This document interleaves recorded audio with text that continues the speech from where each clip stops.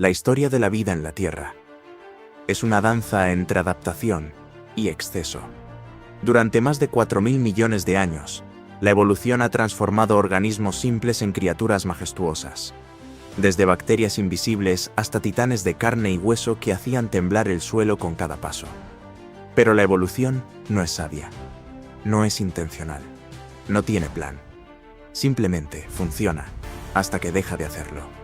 Y cuando lo hace sin freno, sin equilibrio, sin un enemigo natural que lo detenga, entonces crea algo monstruoso, algo que desafía toda lógica.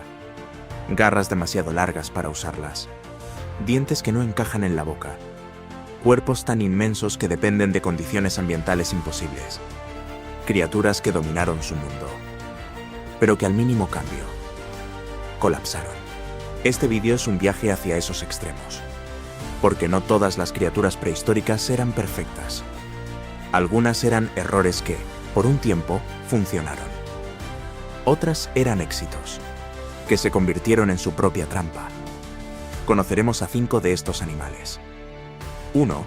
Una serpiente tan enorme que podía devorar cocodrilos enteros, pero que no sobrevivió ni al más leve descenso de temperatura. Otro. Un depredador marino con los dientes más grandes que jamás haya existido, pero que perdió la carrera evolutiva frente a un cambio en las corrientes oceánicas. Otros más vivieron antes de que la vida siquiera llegara a la tierra firme. Dominaban mundos extraños, pero estaban demasiado adaptados, demasiado dependientes. Y cuando las reglas del juego cambiaron, ya no podían volver a empezar. Veremos a gigantes, a pioneros y a víctimas del exceso. Cada uno de ellos nos cuenta una historia, una advertencia, una lección sobre lo que ocurre cuando una especie se vuelve demasiado buena, en algo demasiado específico. Porque en la naturaleza, ser el mejor no garantiza sobrevivir. A veces, ser el más flexible, el más adaptable, es la única manera de perdurar.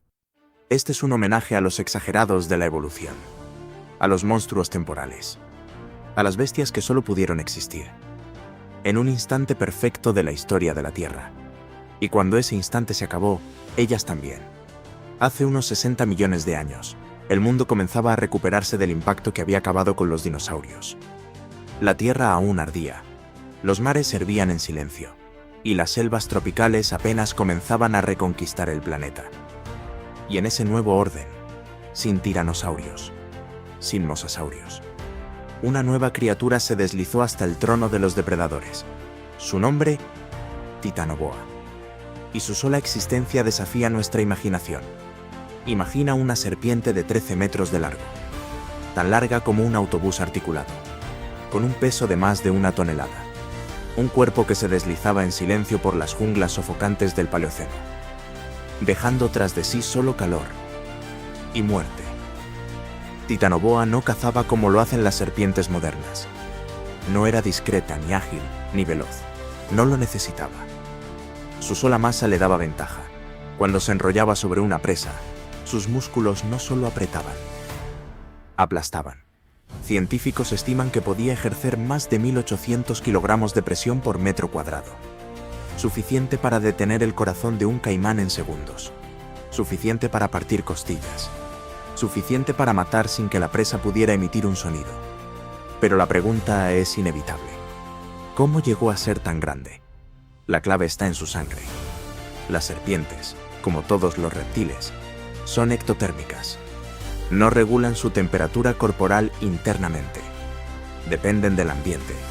Y cuanto más grande es un reptil, más calor necesita para mantenerse activo. El Paleoceno era un horno natural. En las selvas de lo que hoy es Colombia, las temperaturas superaban los 30 grados centígrados constantemente. Había humedad, había calor y, sobre todo, había comida.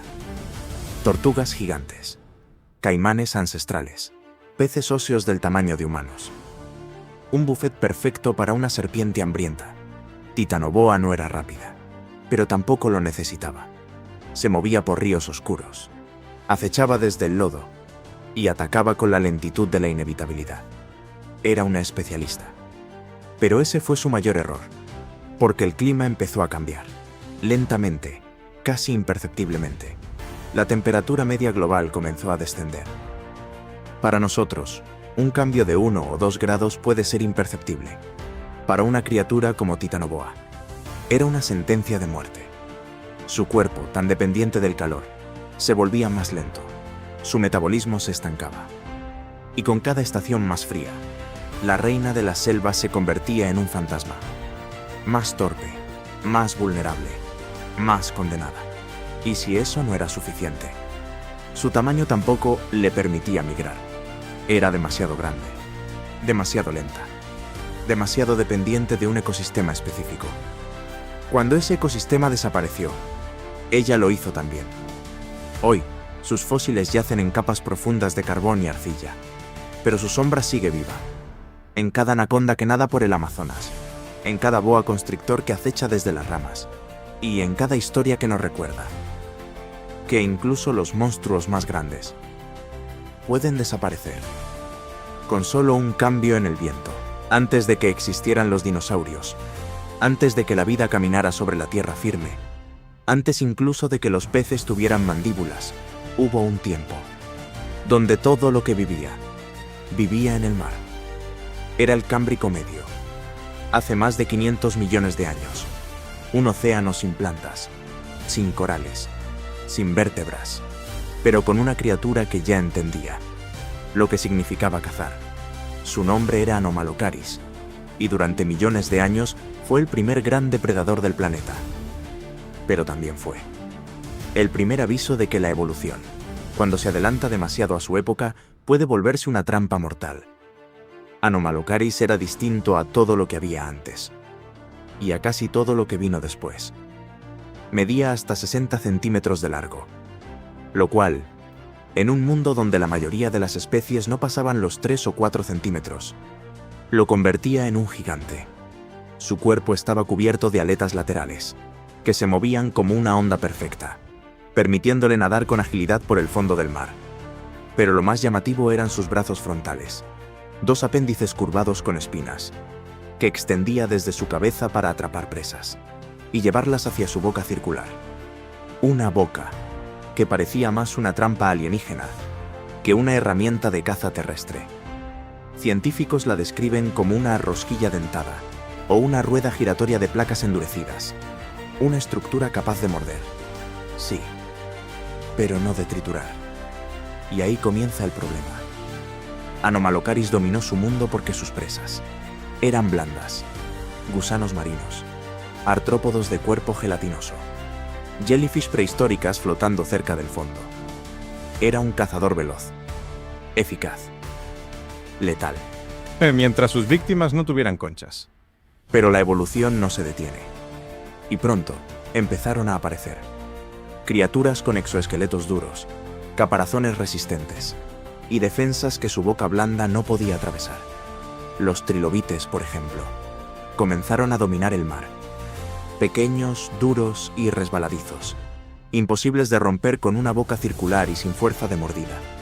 Y mientras todo evolucionaba a su alrededor, Anomalocaris no cambió. Su cuerpo estaba tan especializado, tan perfectamente adaptado a su ecosistema blando, que no podía enfrentar el nuevo mundo duro que se levantaba bajo las olas.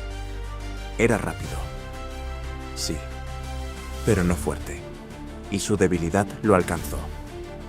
Cuando los mares cambiaron, cuando las presas se volvieron más resistentes, Anomalocaris perdió su ventaja, y con el tiempo, desapareció. Su legado, sin embargo, es inmenso. Fue el primer gran cazador de la historia de la Tierra, el primer en dominar por habilidad, no por tamaño. El primero en demostrar que la velocidad, la visión y la estrategia pueden superar la fuerza bruta. Pero también, el primero en caer por falta de flexibilidad. Anomalocaris nos recuerda que en el juego de la vida, el más avanzado no siempre es el que sobrevive, sino el que mejor se adapta al cambio. Y en ese sentido, este depredador del pasado lejano fue tan brillante como fugaz, un relámpago en el océano primitivo. Y luego, solo silencio. Hoy en día, vemos a los milpies como criaturas pequeñas, torpes, inofensivas. Animales que recorren lentamente el suelo húmedo, escondiéndose bajo hojas secas, huyendo de la luz, y siendo más una curiosidad que una amenaza. Pero hace 300 millones de años, antes de los dinosaurios, antes incluso de los reptiles gigantes, uno de sus parientes dominaba los suelos del planeta. Y no hablamos de centímetros, hablamos de metros. Su nombre, Arthropleura. Y fue, sin discusión, el artrópodo más grande que jamás haya existido. Una criatura que, si estuviera viva hoy, sería más alta que un niño, más larga que una motocicleta y más aterradora que cualquier insecto moderno. Pero lo más desconcertante es esto: no era un depredador. No tenía colmillos, ni garras afiladas, ni veneno, ni mandíbulas capaces de triturar carne, ni siquiera ojos intimidantes. Era un herbívoro, un gigante pacífico, que arrastraba su cuerpo acorazado por los bosques húmedos del Carbonífero, alimentándose de hojas caídas, helechos blandos y esporas primitivas. Entonces, ¿cómo es posible que haya alcanzado semejante tamaño? La respuesta no está en sus genes, está en el aire. Verás, los artrópodos, incluidos insectos, arañas y milpies, no respiran como nosotros. No tienen pulmones que intercambien gases con la sangre. Absorben oxígeno directamente a través de su exoesqueleto, a través de una red de tubos diminutos llamados tráqueas. Eso significa que su tamaño está directamente limitado por la cantidad de oxígeno en el ambiente. Y hace 300 millones de años, la Tierra era un paraíso para los que respiraban por difusión. Los niveles de oxígeno atmosférico eran tan altos que alcanzaban el 35%, comparado con el 21% actual. El aire estaba literalmente sobrecargado de vida. Ese exceso de oxígeno actuó como una bomba evolutiva. Permitió a los artrópodos crecer más allá de sus límites naturales. Criaturas que hoy caben en la palma de la mano. Se convirtieron en titanes de múltiples patas, blindados, resistentes y prácticamente invulnerables. Arthropleura fue el pináculo de esa expansión. Podía medir hasta 2 y 7 metros de largo, más de 50 kilos de peso, y su cuerpo estaba dividido en decenas de segmentos blindados, cada uno reforzado con placas duras como la queratina moderna. Cuando se desplazaba por el bosque, no se arrastraba. Avanzaba como un tanque natural. Era tan imponente que muy pocos depredadores, si es que alguno, se atrevían siquiera a atacarlo. Vivía en un mundo de árboles colosales, pantanos interminables y suelos cubiertos de hojarasca espesa. Un reino húmedo, cálido y rico en vida vegetal. Pero como toda historia evolutiva basada en un solo factor, su gloria no duró. Con el paso de los milenios, la Tierra empezó a cambiar. Las plantas evolucionaron. Los hongos se volvieron más eficientes y comenzaron a descomponer materia vegetal con más rapidez. La atmósfera, que antes se sobrecargaba de oxígeno, empezó a normalizarse. Bastaron solo unos cuantos puntos porcentuales menos para comenzar a cerrar las puertas a los gigantes como Arthropleura. Y lo que antes fue su ventaja absoluta, se convirtió en su sentencia. Con menos oxígeno, su sistema respiratorio ya no podía sostener un cuerpo tan grande. Su metabolismo se volvió insuficiente, su movilidad decayó. Y poco a poco, comenzó a desaparecer. No porque lo cazaran, no porque enfermara, sino porque la atmósfera ya no podía sostener su existencia. Hoy, los fósiles de Arthropleura nos muestran un mundo que ya no existe. Uno donde el aire era una fuente de poder, donde lo invisible hacía crecer lo imposible. Y su historia nos recuerda que incluso los gigantes pacíficos, los que no luchan ni destruyen, pueden ser víctimas de algo tan sutil como un cambio en el aire. Porque a veces, el mundo no necesita gritar para terminar con una especie. Solo necesita respirar distinto. En las profundidades del océano, el silencio no significa paz, significa peligro. Significa acecho. Significa algo oculto, esperando, inmenso. Y hace 13 millones de años, ese peligro tenía nombre. Un nombre bíblico.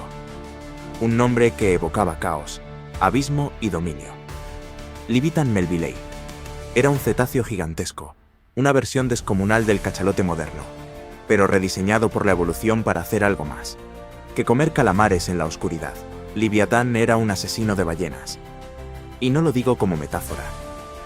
Literalmente, se alimentaba de otras ballenas, mientras los cachalotes actuales solo tienen colmillos en la mandíbula inferior, y su dieta se limita a moluscos gigantes y vida abisal. Liviatán era una máquina mucho más violenta. Tenía un arsenal de dientes en ambas mandíbulas, superpuestos, cónicos, curvados hacia atrás para asegurar la presa. Dientes que no solo cortaban, destrozaban. Este monstruo marino podía alcanzar hasta 18 metros de longitud, y su cráneo, con más de 3 metros de largo, era un bloque macizo diseñado para resistir impactos. Sus dientes, los más grandes jamás registrados en un depredador, medían hasta 36 centímetros de largo y 12 centímetros de grosor. Eran más largos que una hoja de machete, más gruesos que una botella de vidrio. No eran solo herramientas de caza, eran símbolos de dominio absoluto. Pero la pregunta es inevitable: ¿por qué desarrollar semejante maquinaria de destrucción? La respuesta está en el contexto. Durante el Mioceno, los océanos eran auténticos campos de batalla. Las ballenas barbadas primitivas eran más pequeñas, nadaban lento, y aún no habían desarrollado la inmensidad que vemos hoy en las azules o las jorobadas. Eran presas accesibles, fáciles de atrapar, y estaban por todas partes. Para Liviatán era el momento perfecto. La evolución lo empujó a crecer, a perfeccionar su ataque, a dominar las profundidades con un método único: la ecolocalización amplificada. En su enorme cabeza, Liviatán albergaba el órgano de Spermaceti, una masa que en los cachalotes modernos permite emitir clics sónicos potentísimos. Pero en Liviatán, esa masa era más grande, más densa, más desarrollada. Algunos científicos creen que ese órgano generaba estallidos acústicos, capaces no solo de ubicar presas a grandes distancias, sino de atacarlas con sonido. Suena improbable, tal vez, pero en un mundo marino cargado de presas blandas, un arma sónico-física no era tan descabellada. Imagínalo, una sombra en el agua. Un clic sónico rompe el silencio. Una ballena joven se paraliza, y antes de poder escapar, una mandíbula de 3 metros se cierra sobre su cuerpo. No hay tiempo, no hay huida, solo oscuridad. Pero como tantas veces en la historia de la vida, el equilibrio cambió. Y Liviatán no cambió con él. Hace unos 5 millones de años, el clima global comenzó a enfriarse. Las corrientes oceánicas se alteraron, reorganizando por completo las redes alimenticias marinas. Con esta transformación, las ballenas comenzaron a crecer más y más, alcanzando longitudes de hasta 25 o 30 metros. Ya no eran presas fáciles, ya no nadaban lentas ni solas, ya no eran cazables por nadie. Y justo en ese momento, apareció otro monstruo: el megalodón, el tiburón más grande que haya existido, más rápido, más versátil, y con una mordida de más de 18 toneladas de fuerza. Liviatán, por el contrario, era una criatura de fuerza bruta y diseño específico. Dependía de presas de tamaño medio, que ya no estaban disponibles. No podía adaptarse a la caza de krill como las ballenas filtradoras. No podía competir con la eficiencia cazadora del megalodón. Y no podía reducir su tamaño. Era demasiado tarde. Así, poco a poco, Liviatán fue desapareciendo. No por debilidad, no por enfermedad, sino por una simple ley de la evolución: adaptarse o morir. No hubo extinción masiva, no hubo tragedia repentina, solo la lenta desaparición de una especie que ya no encajaba. Hoy, Liviatán es solo un fósil, un cráneo inmenso, un par de dientes imposibles y muchas teorías. Pero también es un símbolo, un recordatorio de que en la naturaleza, el exceso puede ser glorioso y al mismo tiempo fatal. Incluso en el fondo del océano, incluso con colmillos como lanzas, incluso siendo el rey del abismo, nadie está a salvo. Cuando el mundo decide cambiar las reglas. En el mundo de los dinosaurios, las garras significan peligro. Un golpe, un desgarro, una muerte rápida. Pero a veces, la naturaleza toma ese símbolo de agresión y lo convierte en algo completamente distinto. Así es el caso de Thericinosaurus, una de las criaturas más extrañas y contradictorias que haya pisado la Tierra. Su nombre significa literalmente lagarto guadaña. Y no es difícil entender por qué. Tenía garras de más de medio metro de largo, delgadas, curvadas y letales en apariencia. Imagina caminar por el bosque y encontrarte con una figura de más de 4 metros de altura, cubierta parcialmente de plumas, con cuello largo, pico sin dientes y unas extremidades delanteras que parecían diseñadas por un escultor con pesadillas. Pero no era un asesino, ni siquiera un cazador. Era un herbívoro. Sí, una criatura con garras más largas que las de cualquier tigre, que pasaba sus días buscando hojas, ramas y plantas blandas para alimentarse. Los científicos aún debaten qué hacía exactamente con sus garras. ¿Las usaba para arrancar ramas altas? ¿Para atraer pareja en rituales visuales? ¿Para defenderse de depredadores como Tarbosaurus? ¿O este simplemente era el resultado exagerado de una adaptación que se le fue de las manos a la evolución? Lo que sí sabemos es que Therizinosaurus fue una criatura extremadamente especializada. Su cuerpo, su dieta, su comportamiento. Todo estaba afinado a un entorno específico. Un ecosistema concreto, una vegetación determinada, una temperatura precisa. Era una criatura hecha para encajar perfectamente en un mundo que ya no existe. Y ahí radica el problema. Porque cuando eres tan único, tan especializado, tan perfecto para ahora, te vuelves completamente inútil para después. Y ese después llegó, rápido, violento y sin advertencia. El impacto del asteroide hace 66 millones de años. Pero incluso si el impacto no hubiera ocurrido, los cambios graduales del clima, la aparición de nuevas especies, o simplemente la escasez de sus plantas favoritas, hubieran bastado para condenarlo. Su cuerpo no podía correr. Sus garras no podían excavar. Sus mandíbulas no podían triturar. Era grande, extraño y frágil. Therizinosaurus fue una maravilla de la evolución, pero también un callejón sin salida. Al mirar a estas 5 criaturas, es fácil caer en el asombro. Y sí, fueron extraordinarias. Pero también fueron advertencias vivientes. Advertencias de lo que sucede cuando la naturaleza va demasiado lejos, cuando una adaptación se convierte en una obsesión, cuando una ventaja se transforma en una cadena. Titanoboa creció tanto que no pudo seguir viviendo cuando el aire se volvió más fresco. Anomalocaris fue un depredador brillante, hasta que sus presas se endurecieron. Arthropleura dominó gracias al oxígeno, pero se volvió prisionero de su atmósfera. Liviatán fue el rey de los océanos, hasta que el océano cambió. Y Therizinosaurus, la paradoja con garras, demuestra que incluso la paz mal diseñada puede llevarte a la extinción. Cada una de estas especies fue una joya irrepetible de la historia natural, pero ninguna sobrevivió. Porque no se trata de ser fuerte, ni grande, ni aterrador. Se trata de ser flexible, de saber cuándo cambiar, cuándo ceder, cuándo dejar de crecer para seguir existiendo. Y esa es quizás la lección más importante que la evolución puede enseñarnos. Si disfrutaste este viaje por las criaturas más exageradas que hayan existido, te invito a suscribirte. Aquí, en este canal, resucitamos el pasado, reconstruimos lo improbable y exploramos los límites de lo que la vida puede llegar a ser. Activa la campana, comparte este video con quien quiera aprender algo nuevo y prepárate para muchos más viajes a los extremos de la evolución.